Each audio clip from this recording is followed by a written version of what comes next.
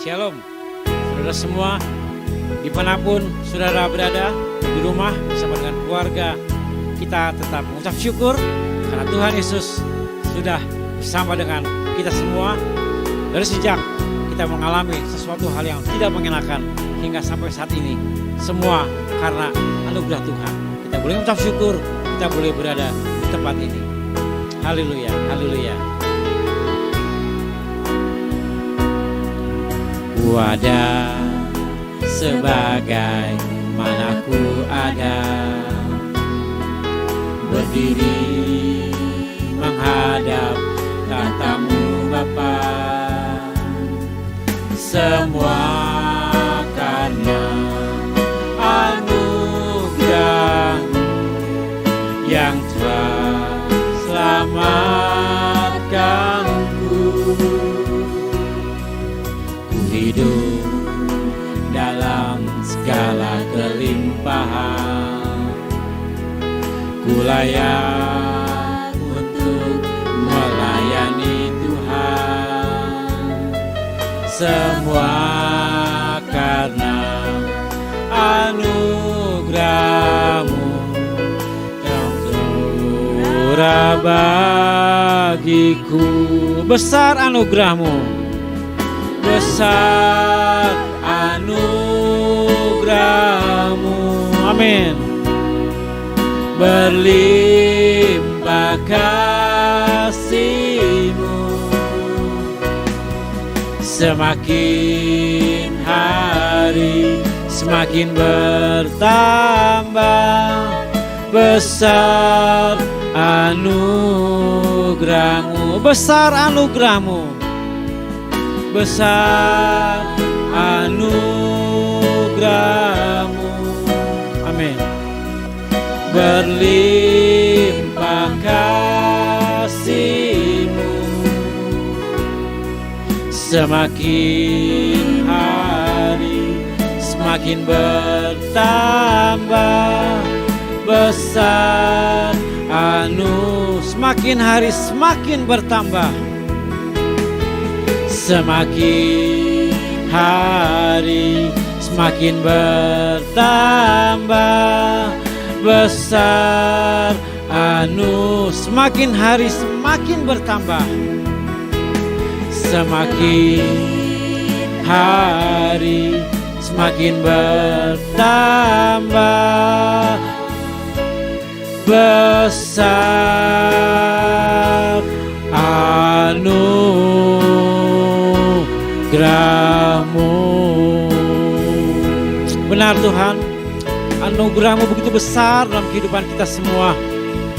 Kalau kami boleh menghadapi segala sesuatu yang tidak mengenakan bagi kehidupan kami Tuhan, kami tidak menyerah, kami tidak takut, kami tidak cemas, karena kami memiliki Engkau Tuhan. Engkau Yesus Allah kami yang hidup, yang memberikan kami kekuatan, memberikan kami hidup, agar kami boleh tetap berjalan dalam lembah kekelaman. Kalau kami saat ini sedang mengalami kekelaman dalam hidup kami Tuhan, kami hanya berseru kepada-Mu Tuhan, tolong kami, bangkitkan kami kembali, supaya kami tidak terpuruk Tuhan. Lindungi keluarga kami, lindungi saudara-saudara kami semua, lindungi jemaat-Mu di tempat ini, dimanapun mereka berada di rumah, yang sedang dalam masa karantina Tuhan. Kami kadang merasa kesepian Tuhan, karena itu kami berserah kepada-Mu. Engkaulah penghibur kami Tuhan, supaya kami tidak merasa kesepian.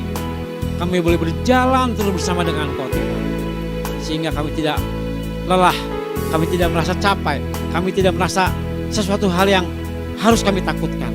Kau bangkitkan kami kembali, sehingga kami boleh mengalami kemenangan demi kemenangan. Terima kasih Tuhan, Kau bersama kami. Dan kami serahkan hidup kami dalam tangan kemurahan-Mu hari lepas hari. Di dalam nama Tuhan Yesus Kristus kami sudah berdoa dan mengucap syukur. Haleluya, haleluya, amin. Kita boleh bangkit dari keterpurukan. Tuhan sudah memberikan kepada kita kemenangan demi kemenangan. Mari kita bangkit.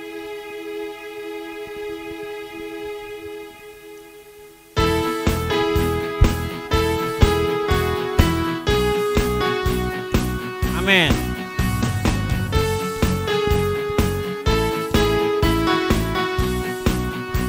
Amin. Haleluya. Bangkit, serukan nama Yesus. Amin. Maju, nyatakan kuasanya. Kita buat iblis gemetar, kalahkan tipu dayanya dengan kuasa namanya. Bangkit, bangkit, bangkit, serukan nama Yesus.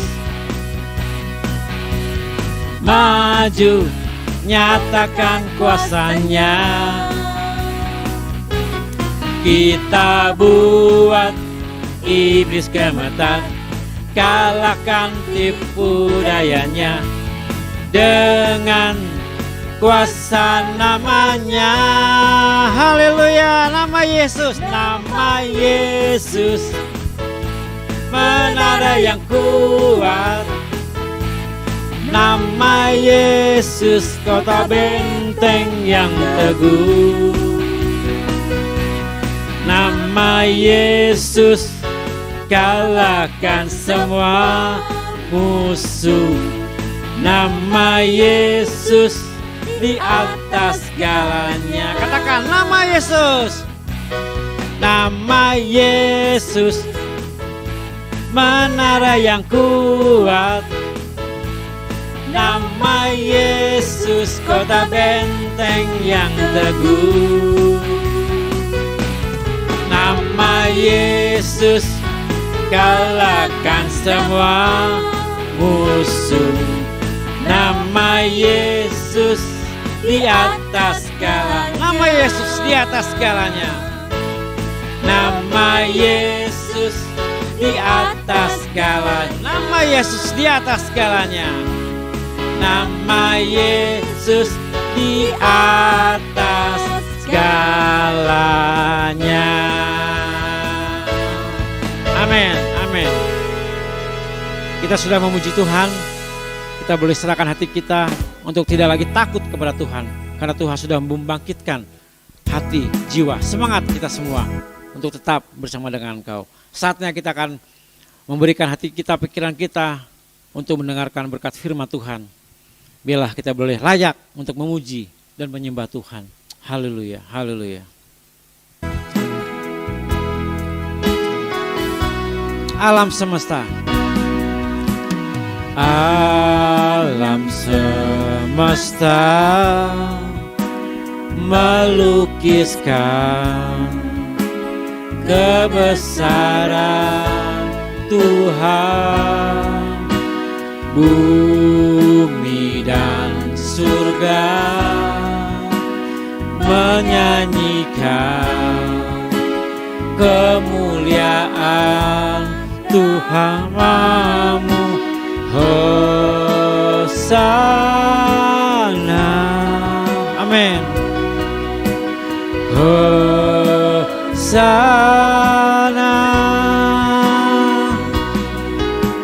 Layak dipuji disembah, Kaulah yang bertahta dulu, sekarang dan selamanya. Raja atas segala raja, namamu besar termulia. Katakan alam semesta. Amin. Haleluya, haleluya. Alam semesta melukiskan kebesaran Tuhan. Bumi dan surga menyanyikan kemuliaan namamu. Hosana.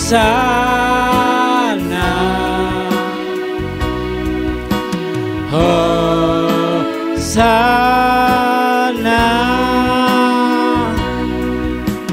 Layak dipuji disembah, Kaulah yang bertahta, dulu, sekarang, dan selamanya. Raja atas segala raja, namamu besar, layak dipuji dan disembah. Layak dipuji disembah, Kaulah yang bertata, dulu, sekarang, dan selamanya. Raja atas segala raja, namamu besar, amin. Namamu besar, amin. Namamu besar, namamu besar, namamu besar, termulia.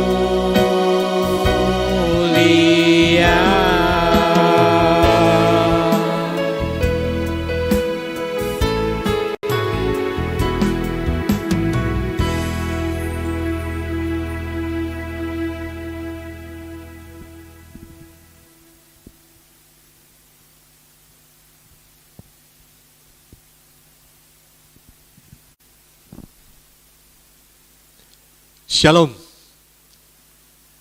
segenap jemaat GBI Kedamaian yang dikasihi Tuhan Yesus Kristus. Pada pagi hari ini kita bertemu kembali di dalam ibadah yang luar biasa, yaitu ibadah yang secara online, ya. Tapi bagaimanapun juga kita percaya Tuhan Yesus memberkati jemaat dan gerejanya. Pada pagi hari ini saya akan membawakan tema mengingatkan kita bahwa kasih Tuhan yang membangun gerejanya. Kasih Tuhan yang membangun gerejanya. Mari kita berdoa bersama. Bapa kami di dalam kerajaan surga, Tuhan yang kami yakin hadir di setiap persekutuan daripada jemaat-Mu. Kami ada di rumah kami masing-masing pada pagi hari ini, tetapi kami percaya Tuhan ada di tengah-tengah setiap keluarga kami. Bapa, kami akan mendengarkan firman Tuhan.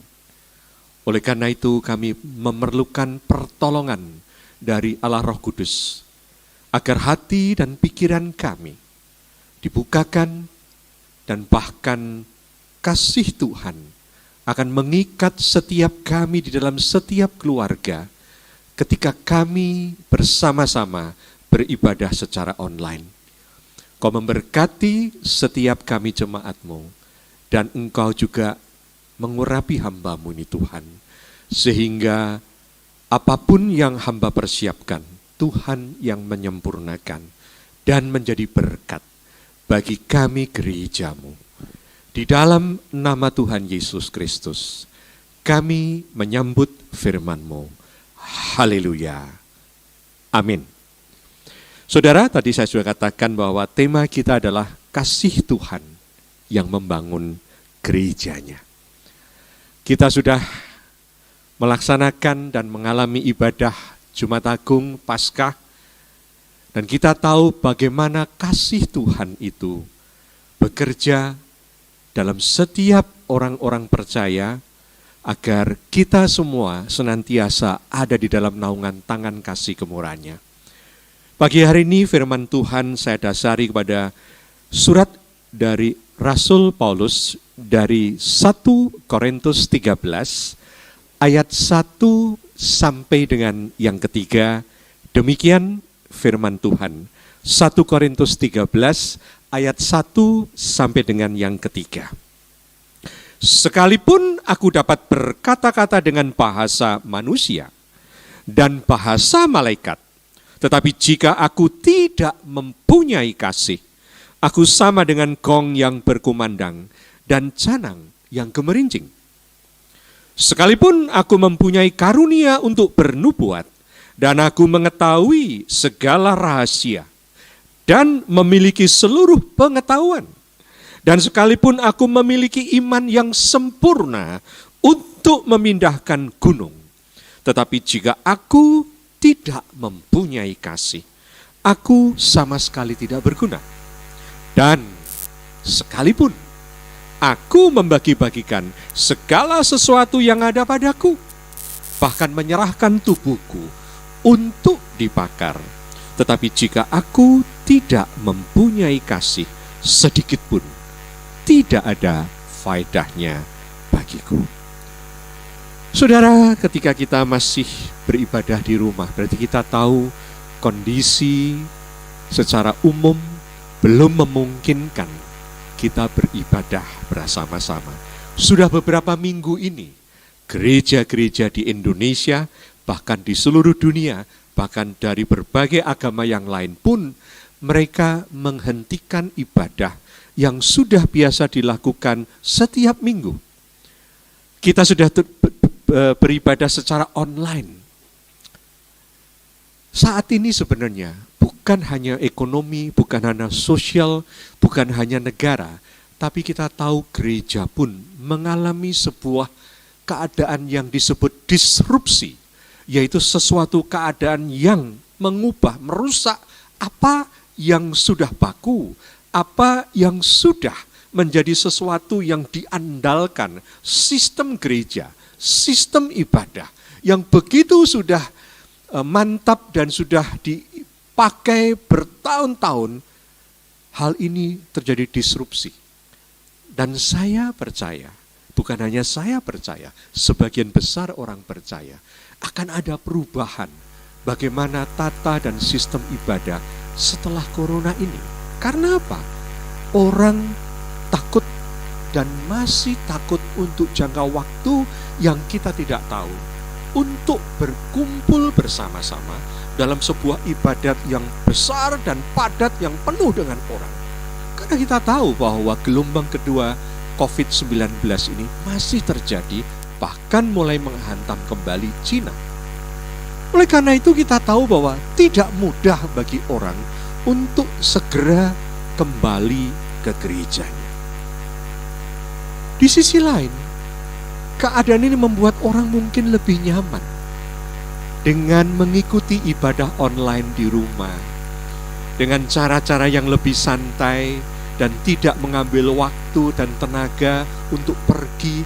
Orang dibiasakan untuk beribadah secara online, secara streaming. Hal ini juga mungkin membuat orang akan cenderung tetap melakukan hal ini karena ada kemungkinan selama ini ikatan-ikatan horizontal antara jemaat itu tidak terbangun dengan baik. Kasih yang harusnya mengikat jemaat sebagai satu kesatuan tubuh Kristus tidak terbangun dengan sistem gereja yang ada saat ini.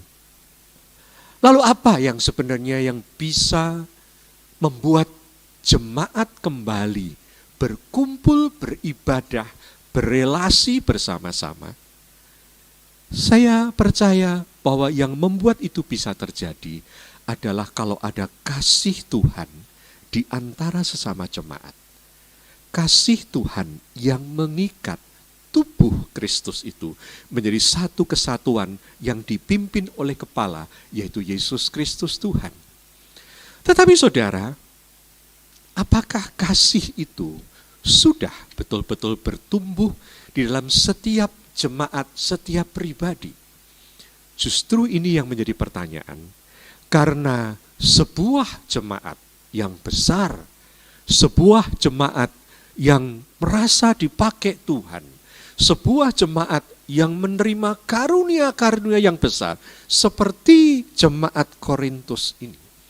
Justru Rasul Paulus mendeteksi kasih di antara mereka itu justru semakin lama semakin surut. Jemaat yang sebenarnya begitu dipersiapkan Tuhan dengan karunia-karunia rohani, kasihnya hilang. Nah, inilah yang kemudian Rasul Paulus mengingatkan kepada mereka, dan itu bagus buat kita. Adalah kesia-siaan belaka ketika kita beribadah tanpa adanya kasih Allah yang mendasari dan mengikat ibadah kita itu. Rasul Paulus dalam 1 Korintus 13 ayat 1-3 memberikan 5 contoh hal. 4 contoh suatu kehidupan atau kekuatan rohani yang luar biasa. Dan 1 contoh adalah kekuatan manusia di dalam memberikan pengorbanan.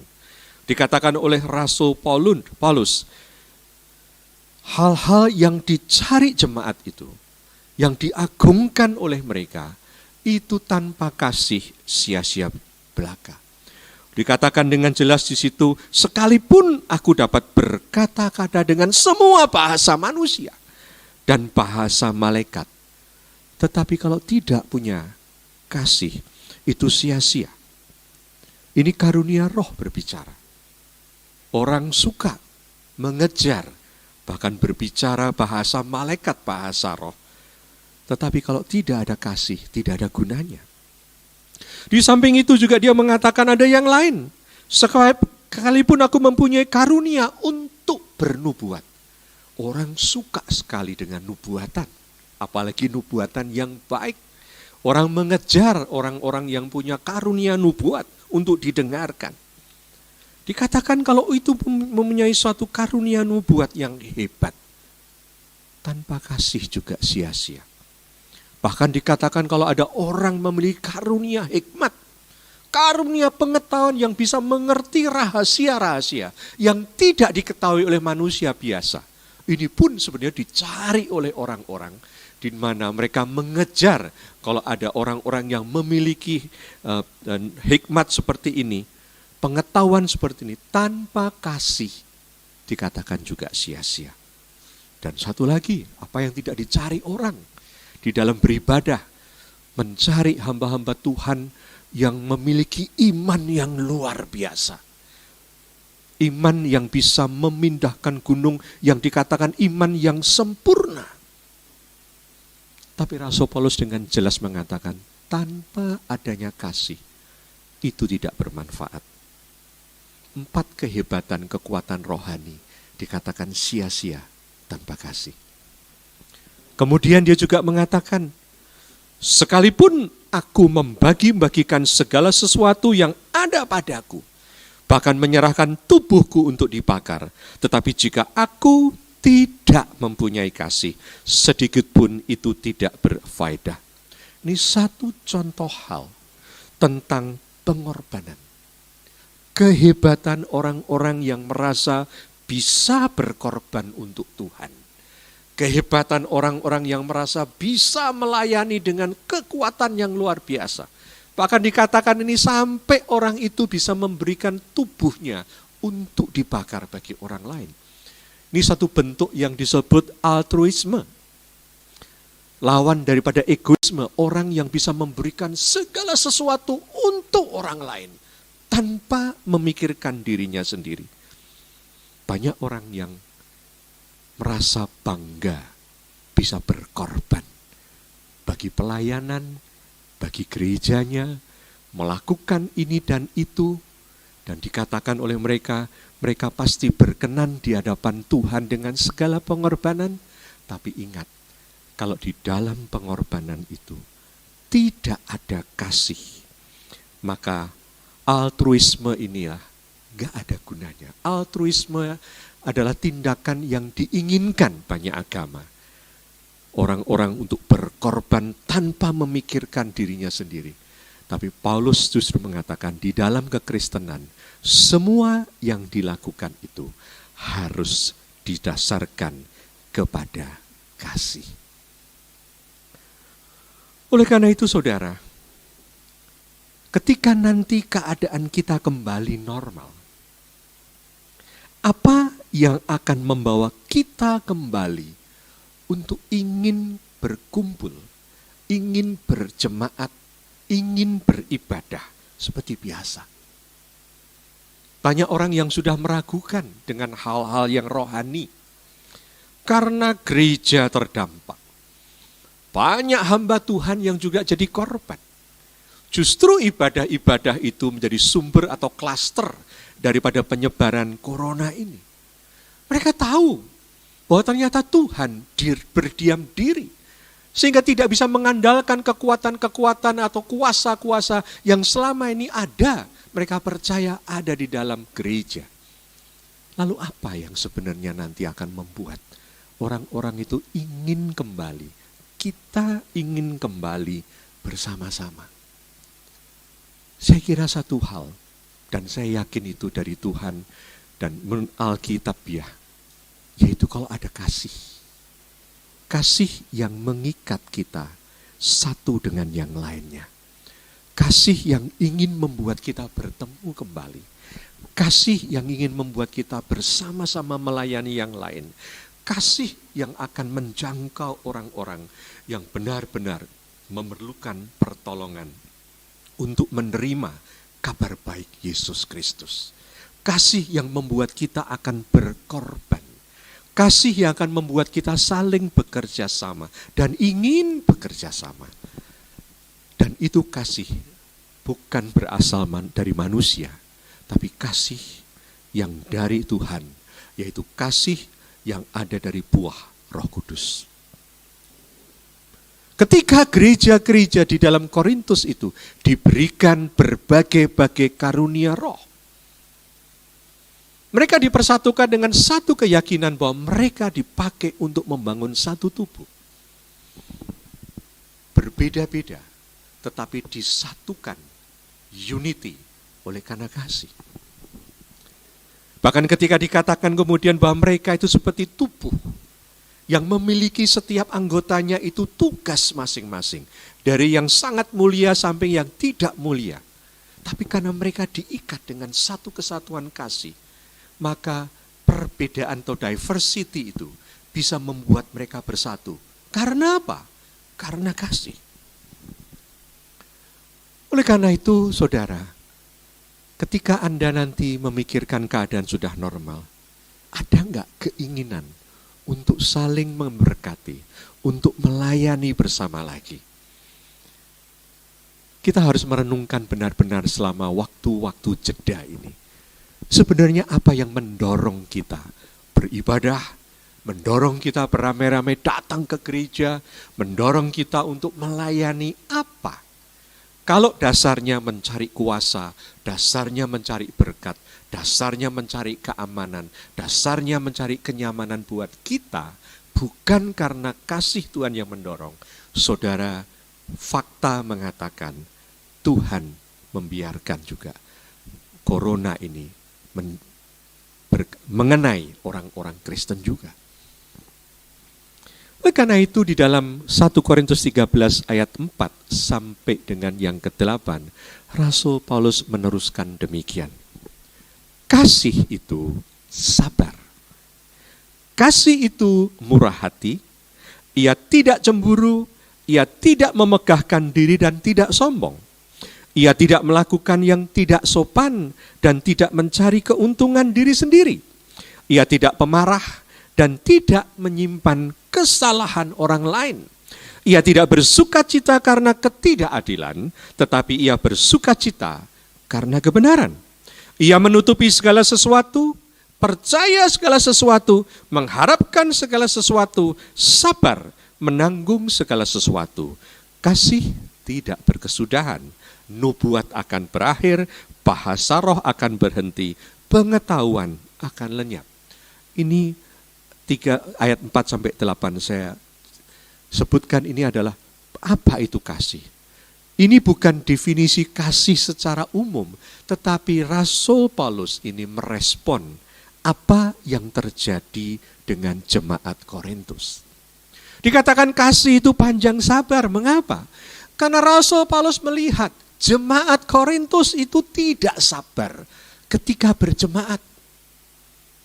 Sudah bisa membaca dalam 1 Korintus, surat 1 Korintus ini, bagaimana terjadinya berbagai macam pelemahan dalam jemaat. Salah satunya ketika mereka sedang berjemaat, mereka tidak sabar dalam pertemuan jemaat, mereka saling berebut peran. Paulus mengatakan, kalau engkau ada kasih Allah, maka engkau bisa menghargai satu dengan yang lain. Karena seringkali dalam bahasa kita, Banyak orang juga yang senangnya nyinyir, apa saudara? Nyinyir, ya. Tidak menghargai orang lain. Karena apa? Dia kepingin seperti itu. Ya, kalau nggak kebagian nyinyir, itu banyak sekali kejadian. Dan itu melemahkan tubuh Kristus. Kita perlu pertolongan dari kasih Allah untuk keluar menguasai ego kita. Ya, dikatakan juga kasih itu murah hati dan tidak cemburu. Mengapa? Karena ternyata karunia roh yang diterima oleh jemaat itu membuat perpecahan, terjadi iri hati, terjadi persaingan, saya lebih hebat daripada kamu. Sehingga harusnya mereka itu saling bekerja sama untuk membangun jemaat. Justru karunia, justru talenta-talenta tanpa diikat oleh kasih Tuhan, maka itu menjadi sumber pelemahan dari gereja. Dikatakan kemudian juga kasih itu tidak memegahkan diri dan tidak sombong. Karena apa? Jemaat-jemaat itu mulai sombong. Karena ada iri hati persaingan, maka ada kesombongan. Kita sombong, kita memegahkan diri, karena kepingin dihargai dan tidak mau menghargai orang lain. Maunya yang paling benar. Kalau itu terjadi dalam kehidupan kita sebelum corona ini, maka nanti setelah kita kembali ke gereja, kita harus sadar, saya sombong, saya sering memegahkan diri, saya sering mengatakan saya paling hebat, saya sering mengatakan saya ingin dapat peran yang lebih. Itu yang harus kita tanggalkan. Karena semua itu harus diikat dengan kasih Tuhan. Kasih dikatakan tidak berbuat sopan dan mencari keuntungan pribadi. Berapa banyak dari kita ini masih kepingin dipuji? Berapa banyak dari kita ini kalau pelayanan kita ini tidak diberi tepukan tangan, tidak diberikan jamahan di pundak kita, tidak diberikan acungan jempol, tidak dikatakan God bless you bro, rasanya gak mantap. Banyak orang yang mencari-cari pelayanan, pindah dari satu pelayanan ke tempat lain, hanya satu hal, ingin mencari keuntungan pribadi, paling gak pujian bagi dirinya sendiri. Itu sumber perpecahan.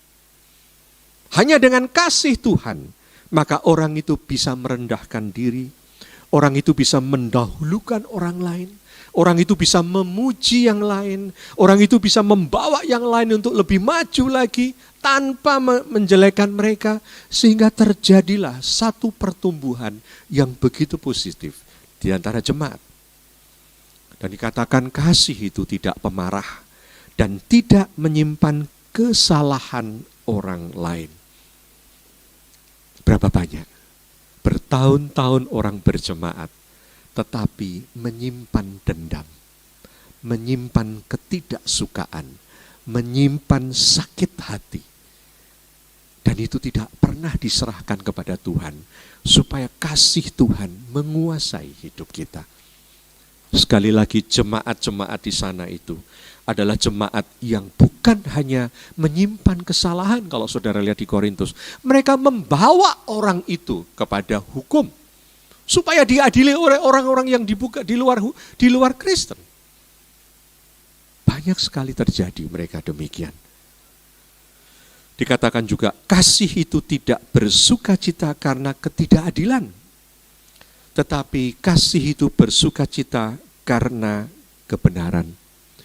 Saudara lihat, jemaat Korintus adalah jemaat yang berani terang-terangan. Banyak yang berani berbuat dosa. Berani berbuat dosa di tengah-tengah karunia-karunia roh itu. Dikatakan oleh Rasul Paulus bahwa tidak ada di tempat lain. Dosa yang perzinahan yang dilakukan oleh jemaat Korintus itu luar biasa. Mengapa demikian?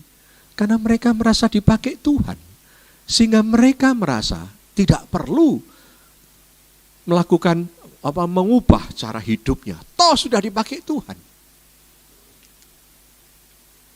Oleh karena itu saudara, banyak hal dalam hidup ini, kalau kasih Tuhan tidak diizinkan menguasai hidup kita, maka sebenarnya tidak ada satu ikatan yang bagus dalam tubuh Kristus di dalam gereja Tuhan.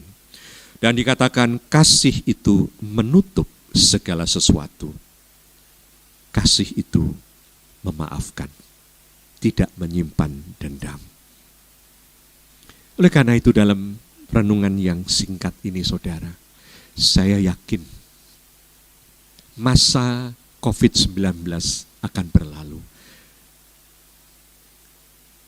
Dan kita percaya Tuhan tidak sedang membinasakan umat manusia, tapi Tuhan sedang melakukan rencananya supaya terjadi satu perubahan, satu pemilahan, suatu yang Tuhan tampil lagi supaya gereja Tuhan semakin benar dan semakin baik.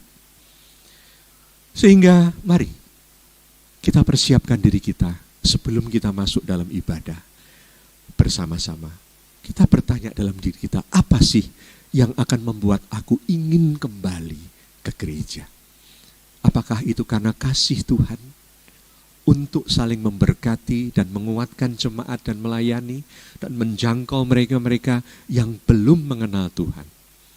Atau karena ada hal-hal lain? Mari renungkan, persiapkan hidup kita, dan kita nanti suatu saat kembali beribadah secara umum biasa, dan saya percaya Tuhan akan memulihkan gereja-gerejanya. Tuhan memberkati kita semuanya. Amin. Mari kita berdoa. Bapa di dalam surga, beberapa minggu kami beribadah secara di rumah masing-masing. Setiap gerejamu mengalami hal ini.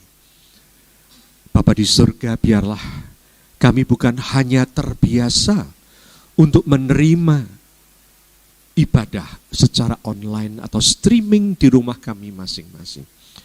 Tetapi biarlah kami menyadari apa yang akan membuat kami kembali untuk tertarik berbondong-bondong, berjemaat, tidak menghindari persekutuan dengan jemaat, tetapi pada saatnya kita akan kembali bersama-sama.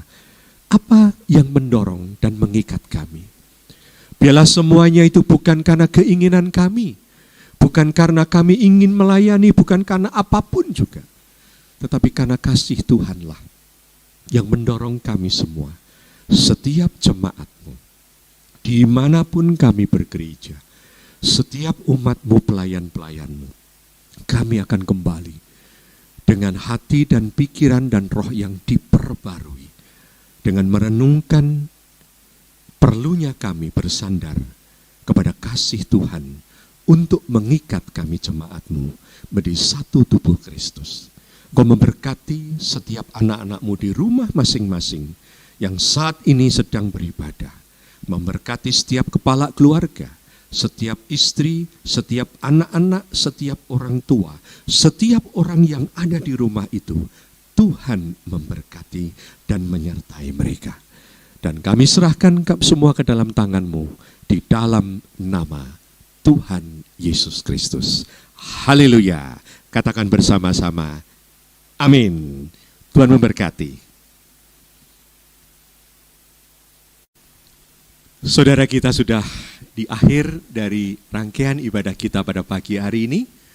Mari kita semua, para jemaat yang di rumah masing-masing, kita berdiri dan kita akan menerima berkat Tuhan. Bapa di dalam kerajaan surga, kami bersyukur karena sampai saat ini Tuhan masih memberikan kami kesempatan beribadah. Kami sudah selesai beribadah. Kiranya semua berkat firman Tuhan boleh menjadi rema dan berkat bagi setiap anak-anak-Mu. Bapak, sebelum kami selesai, kami mau berdoa bagi setiap pelayan-pelayan Tuhan yang sudah mengambil bagian di dalam pelayanan ini. Bapak berkati mereka, Bapa terus pegang mereka dan kuduskan dan teguhkan mereka.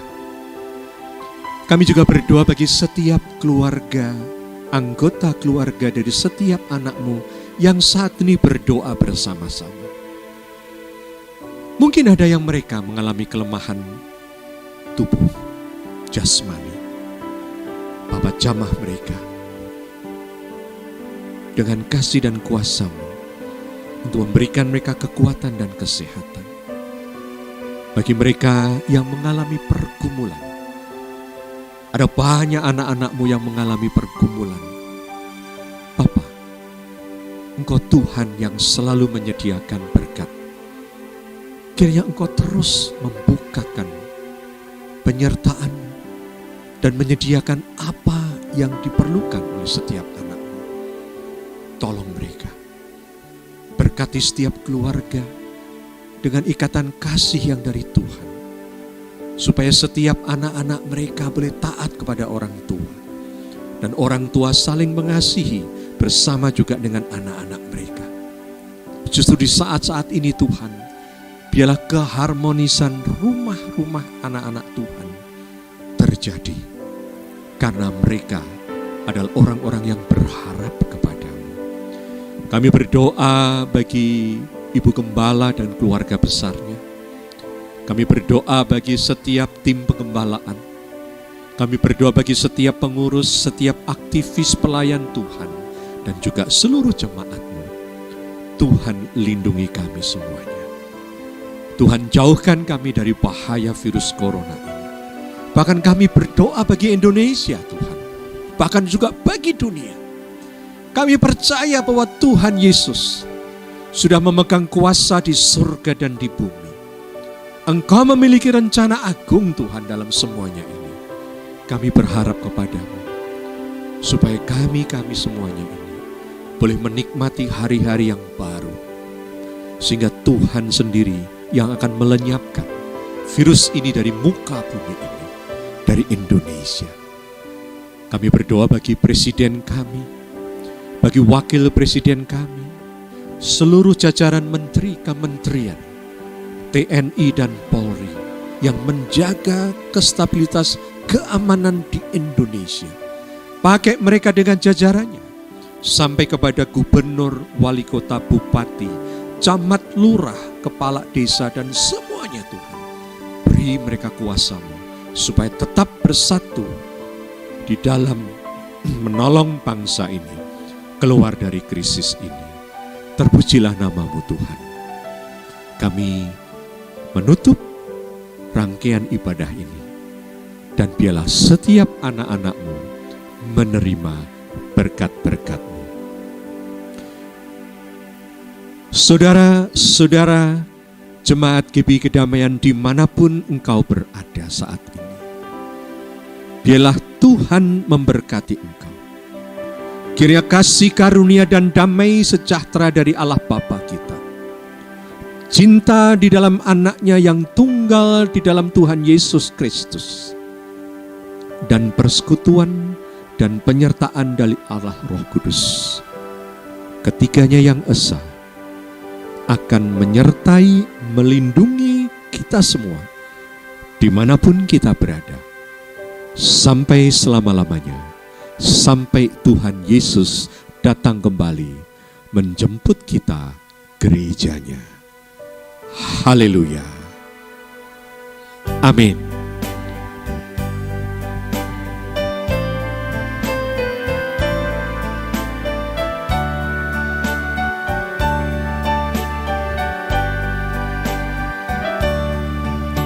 Ajarilah kami ini saling mengasihi.